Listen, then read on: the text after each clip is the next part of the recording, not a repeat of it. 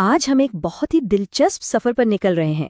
एक ऐसी कंपनी का सफर जो प्राइवेट से पब्लिक हो जाती है, यानी स्टॉक मार्केट का सितारा बन जाती है। तो चलिए इस पूरे आईपीओ के अमल को, यानी इनिशियल पब्लिक ऑफरिंग को बिल्कुल शुरू से समझते हैं। मॉर्निंग में सबको खुश आमदीद। यहाँ हमारा एक ही मकसद है और वो है सबके मनी आईक्यू को बेहतर बनाना। कभी सोचा है कि कोई छोटा सा प्राइवेट स्टार्टअप रातों रात स्टॉक मार्केट का एक बड़ा नाम कैसे बन जाता है?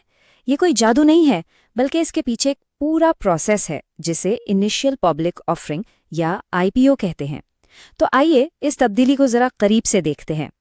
अच्छा, तो सबसे पहला और सबसे बुनियादी सवाल तो यही है कि भाई कंपनियां आखिर पब्लिक होना ही क्यों चाहती हैं? इस फैसले के पीछे असल वजह क्या होती है? देखें, इसकी 3 सबसे बड़ी वजूहात हैं। सबसे पहली और सबसे अहम वजह, जो कि 60% है, वो है सरमाया इकट्ठा करना, बहुत सारा पैसा। दूसरी बड़ी वजह है शेयर होल्डर्स को लिक्विडिटी देना, यानी उन्हें अपनी सरमायाकारी कैश करवाने का मौका देना। और तीसरी वजह है ब्रांड की पहचान को बढ़ाना। तो ये जो पैसा आईपीओ से आता है ना, ये कंपनी के इंजन में ईंधन का काम करता है। इस पैसे से वो नए बाजारों में तेजी से फैल सकते हैं, नई टेक्नोलॉजी पर रिसर्च कर सकते हैं, अपने पुराने कर्जे चुका सकते हैं और यहाँ तक कि दूसरी कंपनियों को खरीदने के लिए अपने ही शेयर्स को एक करेंसी की तरह इस्तेमाल कर सकते हैं। और लिक्विडिटी का मतलब सीधा सीधा ये है कि कंपनी के बानी, शुरू के इन्वेस्टर्स और मुलाजमीन सब अपनी मेहनत का फल हासिल कर सकते हैं।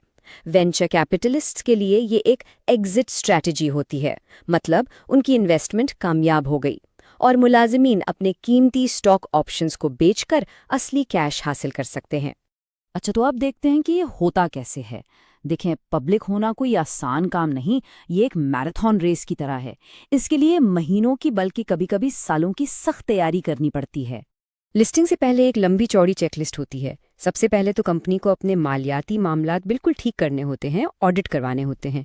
फिर एक माहिर टीम बनानी पड़ती है जिसमें इन्वेस्टमेंट बैंकर्स, वकील और ऑडिटर्स होते हैं। उसके बाद एक आज़ाद बोर्ड ऑफ डायरेक्टर्स बनाना पड़ता है और आखिर में सबसे अहम काम S1 रजिस्ट्रेशन फॉर्म तैयार करके फाइल करना होता है। ये जो S1 फॉर्म है ना, ये समझे इन्वेस्टर्स के लिए एक खुली किताब है। इसमें सब कुछ लिखा होता है।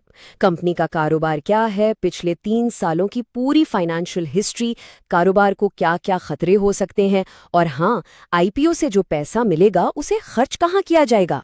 यहाँ सबसे अहम चीज़ है शफाफियत, यानी कोई बात छुपानी नहीं है। कानून ये कहता है कि कंपनी को अपने तमाम मुमकिन खतरात और चैलेंजेस के बारे में ईमानदारी से बताना होगा। ये दरअसल इन्वेस्टर्स के तहफ़्फ़ुज़ के लिए बहुत ज़रूरी है।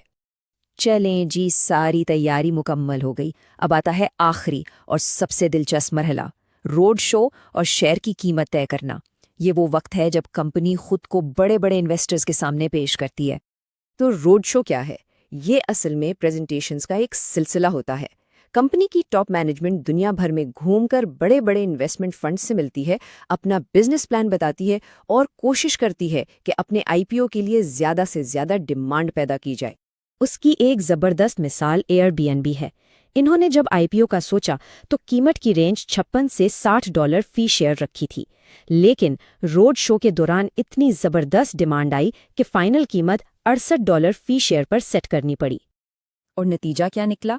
एयरबीएनबी ने अपने आईपीओ से $3.5 अरब इकट्ठे किए। ज़रा सोचें, इतनी बड़ी रकम, वो भी एक आलमी वबा के दौरान। इससे अंदाज़ा होता है कि पब्लिक होने में कितनी ताकत है। जब स्टॉक एक्सचेंज की घंटी बजती है ना, तो वो सफ़र का इख्तिताम नहीं होता, बल्कि एक बिल्कुल नए दौर का आगाज़ होता है। अब से कंपनी की ज़िंदगी एक पब्लिक कंपनी के तौर पर शुरू होती है। आईपीओ के फ़ौरन बाद एक नई हकीकत सामने आती है।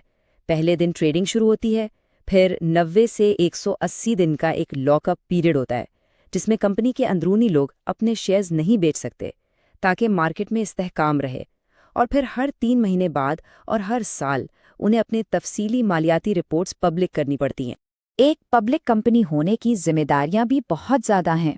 आपको एक आज़ाद बोर्ड रखना है, सख्त कवानीन की पाबंदी करनी है, अपने हज़ारों शेयर होल्डर्स को जवाब देना है और मार्केट के मुसलसल दबाव का सामना करना है, जहां हर रोज़ आपके शेयर की कीमत ऊपर नीचे होती है।